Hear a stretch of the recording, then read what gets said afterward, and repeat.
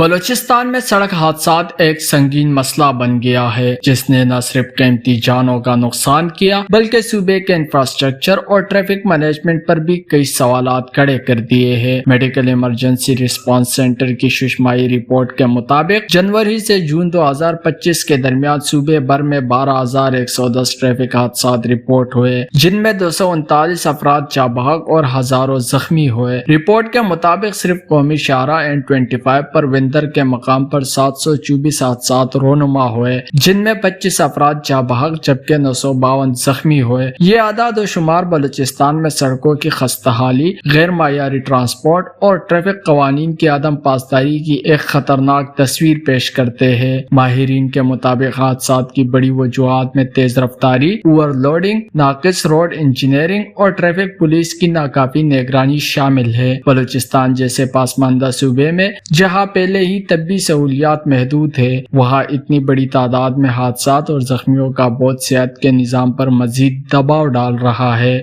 وش news, Balochistan.